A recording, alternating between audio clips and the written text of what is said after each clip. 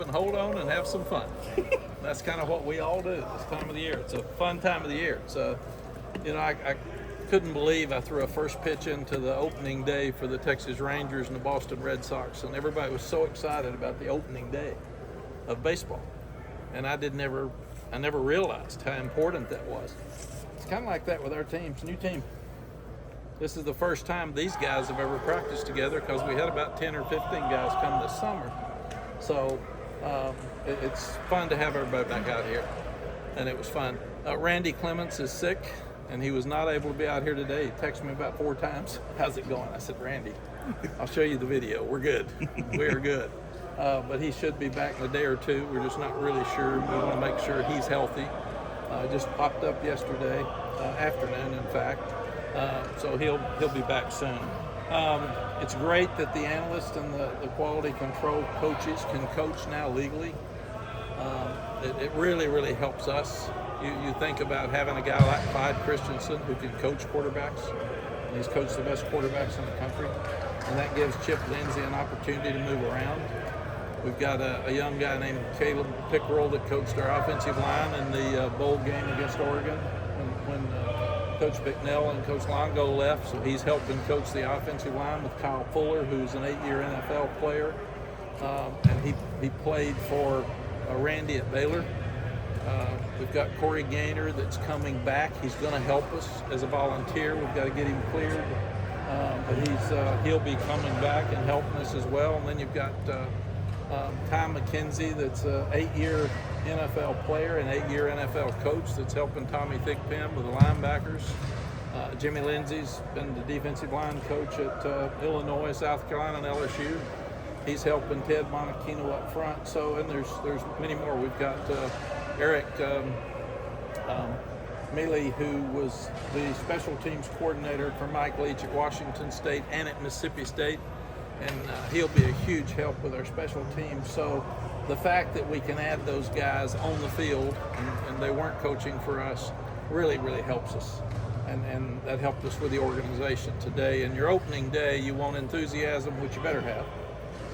You want to have a good practice, which you better have. I've never had a bad one. If you have a bad one the first day, you should just shut it down and give it up. But you want to be organized, and you got a lot of new players, and this is the most players you'll have on your team. You got all 120 for preseason. You usually have 100, 105. Sometimes they gave you 110. This year they're giving you 120. So it was really, really important that the drills were organized and got a lot of work and moved a lot of people around. We've got more depth than we've had since we've been here. Now what we've got to do as coaches is let them separate themselves and figure out which ones we can give the most time and energy to and let them play. We've got 3 really talented quarterbacks. We can't play 3 quarterbacks, obviously.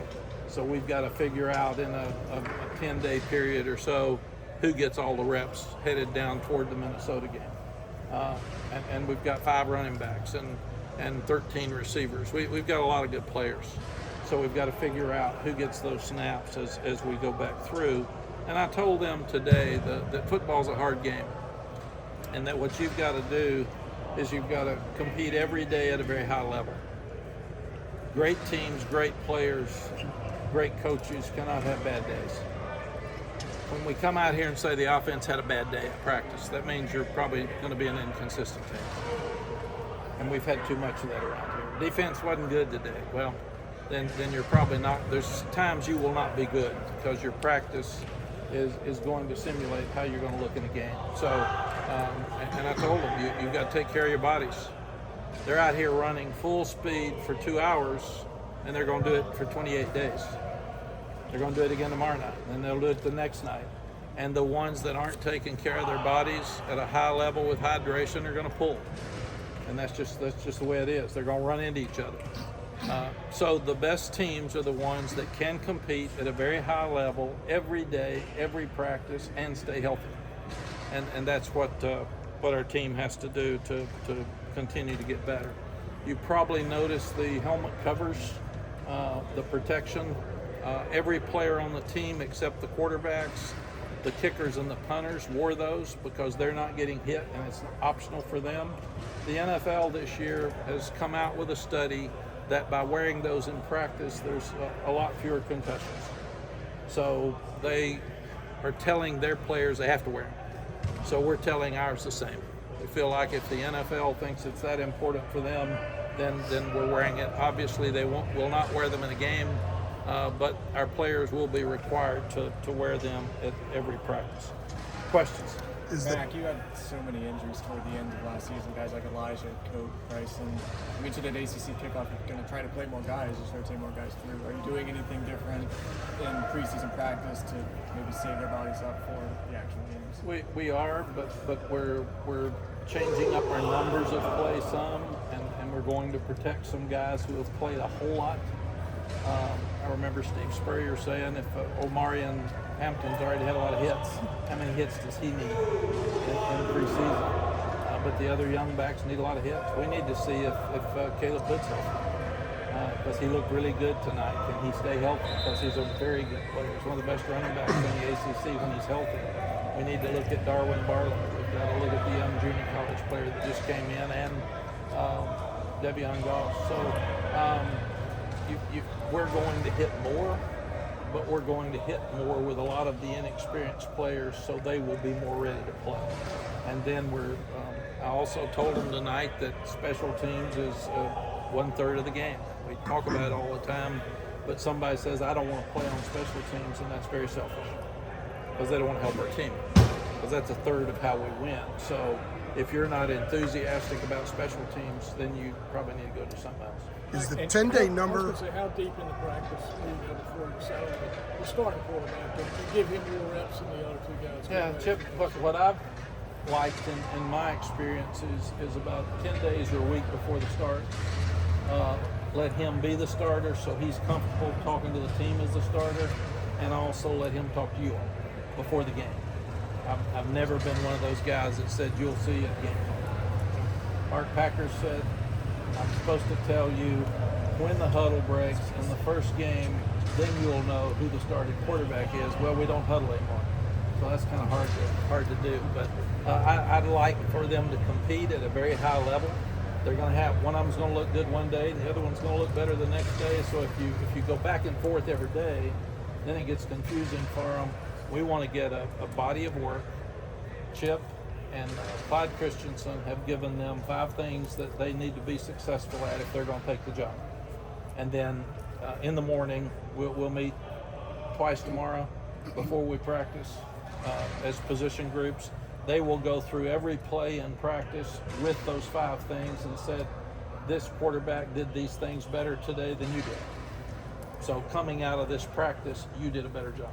And we'll see what happens tomorrow night. So ultimately, you're looking at consistency. Who matches most of those 5 boxes are checked on a regular basis in the next couple of weeks.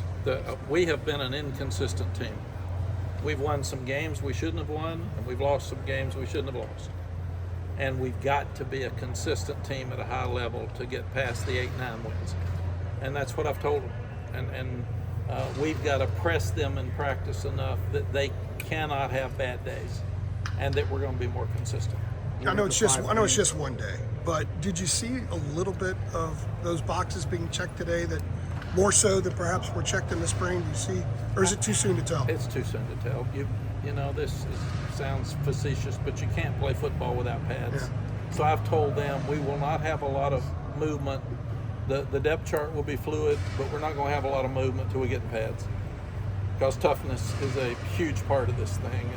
And defensive guys were running through holes and knocking guys back. They don't have pads. I mean, so you can say, God, he looked great. No, I told him not to hit. I mean, so we've told them, you learn what to do in the first 3 days, and then we'll start figuring out who plays in the 4th practice. Mack, what are the 5 things for evaluating? They're different at every position. Okay. What about quarterback? Well, quarterback, I'm not going to go through them exactly because I don't have them in front of me, but they would be know the offense backwards and forwards so you can get us in the right play at the right time, get the ball out of your hands, and do not take a quarterback sack because we've had too many of those.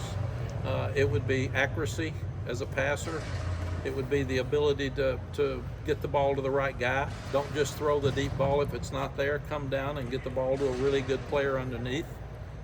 You don't get the big play every time, and take care of the ball. So those would be 5 of the maybe 7 things that we would ask them to do. Mack, how is Kobe Paysour looking to you?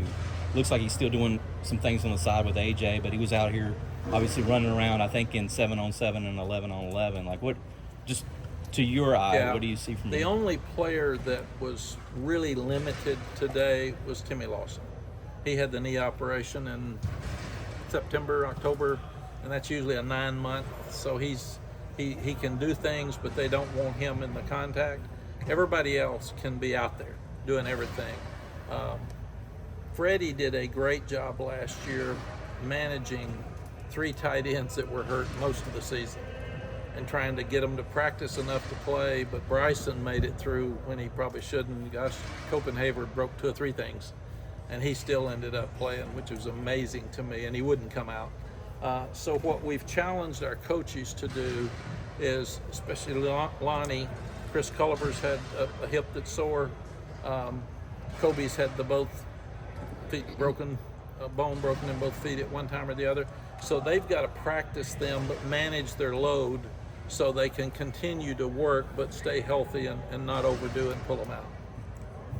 Matt, can you talk a little bit about the collective that you guys have launching in a couple of days and how that might affect things? Yes, we've been behind. I've talked about that, and we've been way behind. And I think we weren't aligned. To be good in anything, you got to have alignment, you got to have a strategic plan, and you got to follow through with a plan. And we haven't done that. We've got 28 sports that we're all on our own with our own collective, just asking for donations, and that ends up being donor fatigue. Is what it does. And now we're together. We're working with the Rams Club. Because that got confusing early about what donations should go to the Rams Club, what should go to which collective, what's a tax write-off. I mean, there's a lot of learning process here. You got to navigate this thing through really difficult waters. Now everything's going to go to one collective. People are going to be able, the way I understand it, without getting into detail before it's launched, they're going to be able to designate where they want their funds to go, and it's going to be a lot better for all of us. And then who knows what's going to happen with the lawsuit, with the revenue sharing, what's going to happen with Title IX, what's going to happen with the amount of money that each school is going to have to come up with that they haven't, how will that money be divided? Between now and next August, there are a lot of things that have to be decided that are changing with NIL. Mike, I was going to ask you, since we're talking about money, the ACC was talking about the Success Initiative, the fact that a school could really enhance its financial picture with wins in the major sports. Considering there's been so much discussion about you could be $10 million behind an SEC school or whatever as these TV contracts escalate, like how vital do you think that is? And do you think it's something that, for all the talk of equitable distribution in conferences, maybe something we see more, not just in the SEC? I think, Aaron, is if we go back and look at it, when we were at Texas, they did that to keep the Big 12 together. We had the Longhorn Network, which was different, but then the money was different. The TV was a little bit different. And I'm not sure, you'd have to ask Bubba and Jim Phillips about that, but I'm hearing some of the same. I think the more you win, the more you deserve. And I did feel like that when they were talking about the playoffs, that I did think that the ACC and the Big 12 deserved the same amount of money that the ACC and the Big 10 and the SEC got, because they were talking about things in the past. We're talking about things in the future. So I was disappointed that we didn't get as much money in the 2 leagues as the SEC and the Big 10. How much do you think it could change the bottom line? Do you think that Jim Phillips is talking about 20, 25 million? If everything has a really great year, I mean, is it more just the fact that there's an option there that is less about the specific dollars, or do you think the dollars it matters, period, what it is? This will sound like a coaching answer. I'm worried about who our quarterback is. So I'd ask Bubba very honestly and Jim, because they're the ones that are athletics directors' jobs have gotten really hard. They've gotten really difficult now with cost of attendance, with the academic stipend. We're paying for parking for players now.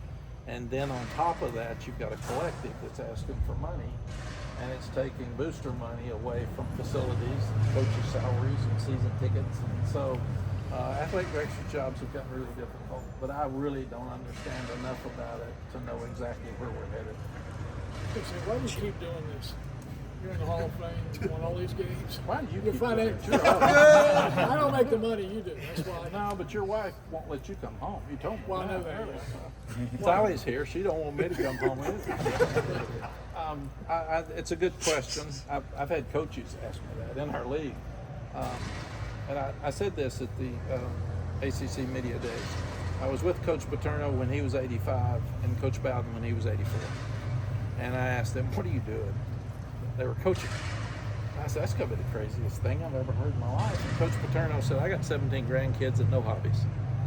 So I don't have anything to do. In fact, he said, I don't want to hang out with those grandkids every day for 12 hours or something. And Sally said, do you even know their names? And he said, yeah. Sue was behind him, Paterno, and she said, he really doesn't. He knew Joe. So that was one that he got right. And then I asked Coach Bowden, and it was very interesting. Coach Bowden said, the day that I quit coaching, the next significant day of my life will be the day that I'm buried. And, you know, the thing that you all have and the thing that I have is a purpose. And we like what we do. And you get up every morning with something you've done your whole life. I've done this. Somebody was asking me today, this is my 37th camp as a head coach. I would not know what to do next year if I didn't have this. I don't know what I'd do. I'd be walking out in the street looking for something to do on opening day, and I love these kids. And it sounds like a coach speak again, but every time I get mad at the NCAA or North Carolina or collectives, or I go eat lunch with them and they're asking me questions and they want to know about this and that, and I said, I got a purpose.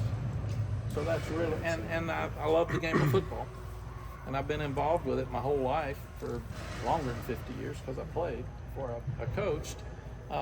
And we've got some things we got to fix. And I came back and promised North Carolina I'd try to make them relevant again. We are relevant, but I don't want to just run off while things are a mess. I'd like for things to get settled and feel really good about where we are before I start doing something else. Regarding Just for a moment, I know we've talked about this and just how huge that's been in terms of roster management.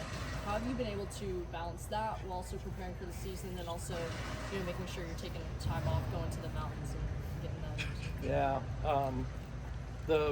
the roster management's been a little crazy, but what we've had to do is look at a very small pool of guys that we think can come here and stay here. So we've got to get smart guys that want a North Carolina degree. We've got to get some families with money that aren't going to take more money the first time somebody flashes it at them, because we've got to get guys that won't back out on us before they sign. If somebody loses theirs, they'll come and try to offer ours a bunch of money. But we also have to get young guys like Omarion Hampton and Cameron Rucker, that when they're offered a whole lot of money, Drake May, Josh Downs, they're not going to leave here because they love it here so much. So it changed who we are as a recruiting group. We have to look very specifically at that group of people that we feel like will want to come here, will not take a lot more money to leave right before they sign or in the second or third year. And right now, we've only had one starter leave. So we've been really, really lucky with that. And we're getting better with our collective, and we're getting, so I think we'll start being competitive. And who knows for sure what's going to happen next year when the lawsuit gets settled and the money comes back in-house, and it sounds like there will be a certain amount of money for schools, and it'll be more like salary caps. So I think we're going to put some sense into this thing here moving forward pretty soon. Mack, for this season, Tyler Crackett announced he was going to, kind of move into a student coaching, type of role. How did that, kind of come about? I know he obviously had been out here already, but how did that kind of come about to where he would, kind of slot into that role?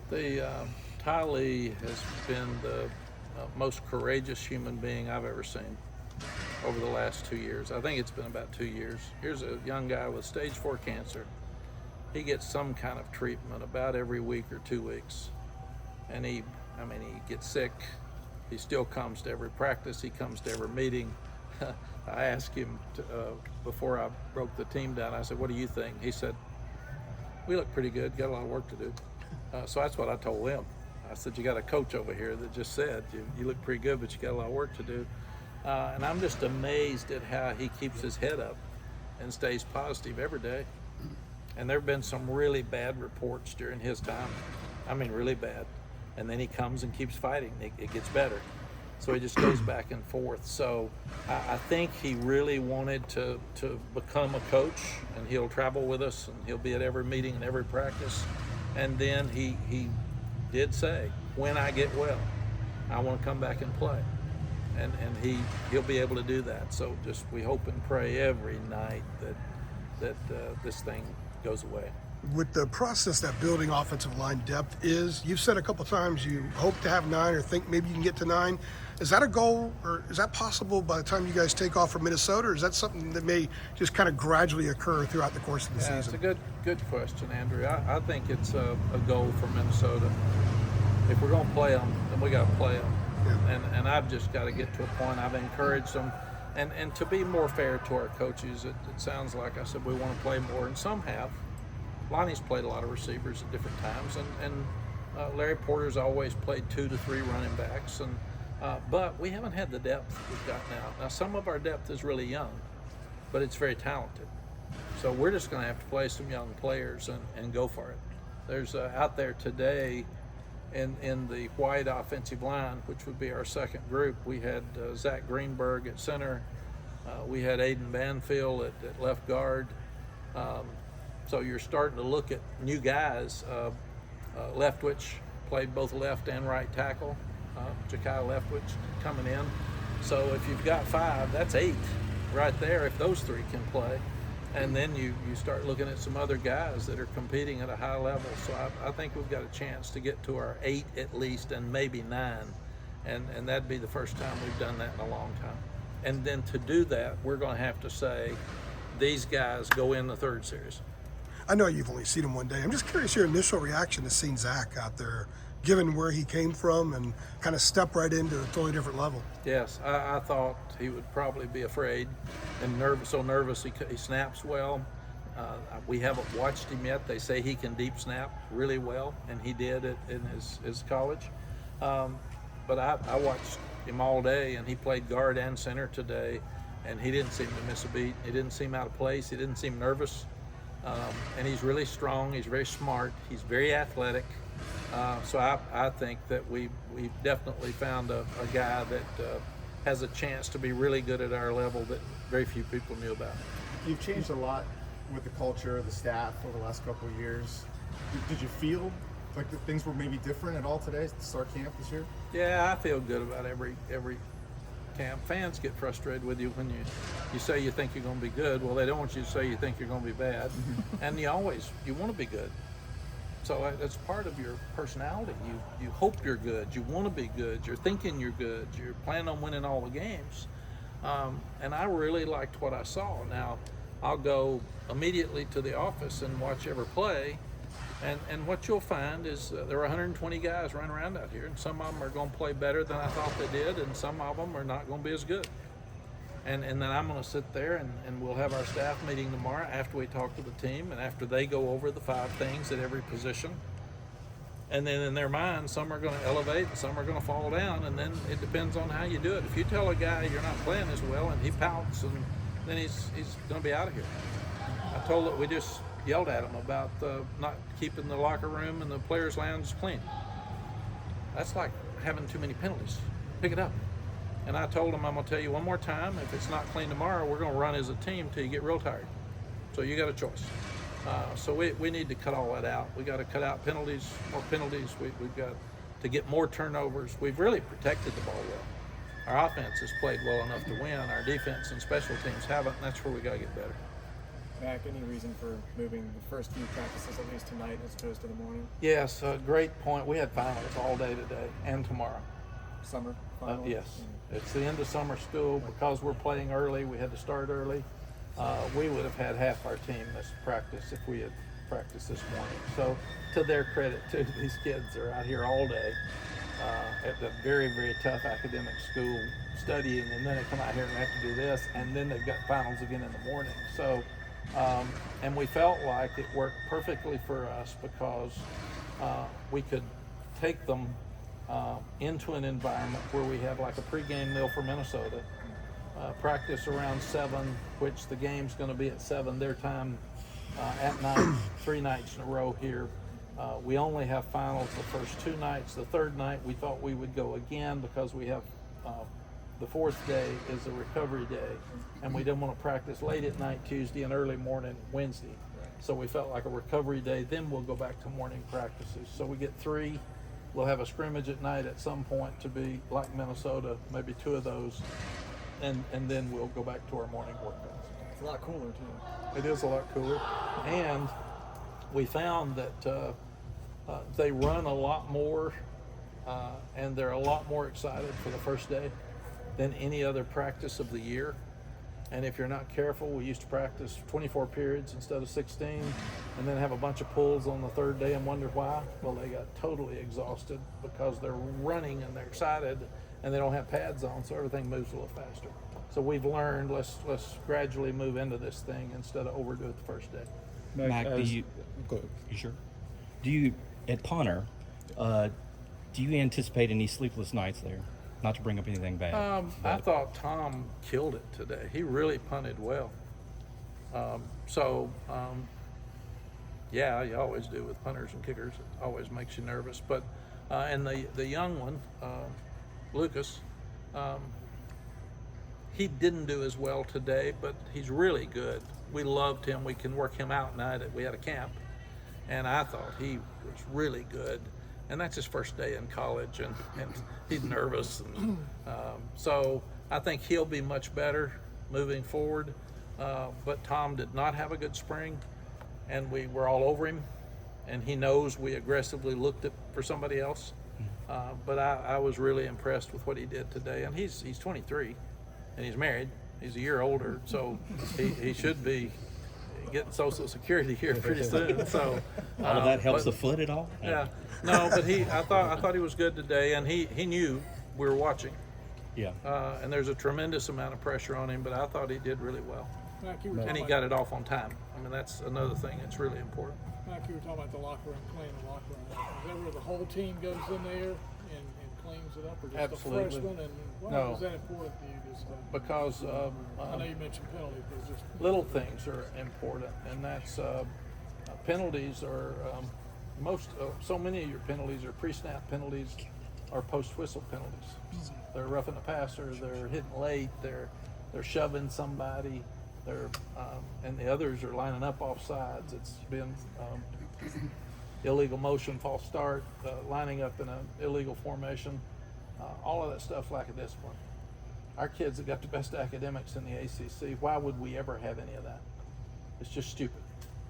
So we're going to make sure that every little thing, they don't miss a class, they don't miss a study session, they're not late to anything, they park in the right place. They're going to have the cleanest locker room and the cleanest player lounge in the country. And I'm walking through there tomorrow on my way to practice because I told the players, you're a player-led team. I don't want to walk in there and clean it up. So you all get it cleaned up, or you're going to run as a team. We clean it up as a team, or we run as a team. It's your choice, and it will be clean. Mack, as important as obviously the quarterback position is, you do of course have Marion Hampton in that backfield as well. How much does that, if at all, kind of impact the decision when you're trying to pick between those guys of like, all right, well, whoever wins the job does have that back there. Like, how much is that? It's another good question, because when you look at it, what do each one of them do best? And then you've got to make sure you can give each one of them what they do best and still have an offensive line that can work on it enough, because some of it may be a little bit different. So that's our chore as coaches in the next 3 weeks. We've got to do a great job of taking all the talent and narrowing down the talent to who is going to be the best players in the game that we can play. And we've told them, we're going to be really hard on you, and you're going to separate. And you're going to do it. Some of you are going to give out. Some of you are going to pull up. Some of you are just going to not play good at some days because you get tired. you're telling us that you're not ready to beat Minnesota. So we've got to do a great job of putting the pressure on them so they can tell us who's ready to do this and who's not. And then we've got to have a perfect plan for them, even if it's a little bit different with the quarterbacks. We got to have a perfect plan for them that our offensive line can handle moving forward. What you do is you take difference makers. For instance, Omar Hampton is a difference maker. So he needs a certain amount of touches in a game. Bryson Nesbitt is a difference maker. So he needs a certain amount of touches during the game. And then you start looking at the Kobe Pacers. Is he going to be well? You start looking at the Nate McCullums, who had a great Minnesota game last year. And he had an outstanding spring. He looked in spring like he did at Minnesota, so hopefully he's back on track. Then you look at J.J. Jones. Those are three guys that have been around a long time. And then you've got the young ones that you've got to figure out which ones are ready to step up. But who are you going to get the ball to? How are you going to get it to them? And how many touches should each one get? Coach Switzer told me a long time ago, don't ever hand it to one or throw it to one that can't score. And if you throw it to a slow one, then he's going to be slow. So we've got to figure out who has a chance to score every time they touch it, and they're the ones that need to be in the game and get the ball in their hands. I told Sean McVay, I'm sorry. Oh, I was just going to say, like, kind of almost like a personnel fit, as well, as far as. Absolutely. I gave a quote to the staff in the staff meeting this afternoon, and I won't get it right, but Sean McVay said, don't waste snaps in games. Well, I told the coaches, don't waste snaps in practice. Don't come out here and just practice to practice. Have a purpose on everything that we do, every drill we do, and every play that we do, because we've got to figure out how to finish. And there's reasons, there's things that we can fix, but we can't just. Coach Bowden said it the best: you keep doing the same things that are mistakes. You keep making the same mistakes. You can't do it. You practice mistakes; they stay mistakes. You hear from any voices today that surprised you, or maybe somebody that you hadn't heard from? On the field, it's hard because I just walked off, to be fair. But yeah, I think a guy like Caleb Cost has got a chance to be a really good player. He missed spring, but he could run last year, and he's a really good safety. We're better at safety now with Jakeem Harris and Will Hardy, and you've got Stick Lane, and there's another one. Boykins. Dre Boykins is back. We're better right now than we've been too deep at safety. And one of the 5 things we were talking about, safeties have to be able to tackle in space. If you can't, you're going to lose, because everybody spreads you out and puts those best players in space, and we haven't done that very well. Safeties and corners have to be able to play the ball deep, and they have to be able to intercept some balls. So we're better at those things than we've been, and we just line up better. The 2 corners right now are better than we've been. Elijah Huzzy and Marcus Allen. Marcus is bigger, he's stronger, and he's well. And he was skinny. So we've really worked with nutrition and the strength coaches to get him bigger and stronger, and he looked really pretty out there today. And I mean, when I walked by him in stretch, and I said, if I'm watching the other team, I said, woo, this man's good looking. So that's just now we got to find some guys behind him. I thought Terrain Stewart looked good today. He's going to be a good football player. He's older. He's mature. We've got Amari Campbell's a good linebacker. Power's really good. Now we've got to find 3 behind them, and it's interesting. I'm really impressed with a number of those guys, but there's some young ones that jump out, and that's where we're going to have the confidence and guts to just put them in and let them play. Coach, what have you seen so far from Joshua Harris? Joshua Harris is, I talked to him today, I think he's 350. He'd like to be 340, and he'll lose 10 in preseason. That's what happens to them. But I love him as a person. He's confident, he's strong-willed, he's a father with 2 children and very mature. And he brings a maturity and some strength and power to that defensive line. So I really like what I see. And you get a guy like that, this is his chance to be an NFL player. That's it. He's at the end here. So He will give us everything he's got because he wants to play at the next level, and this is it. Good? Anything else? All righty, thanks, guys. Thank you, group. Coach.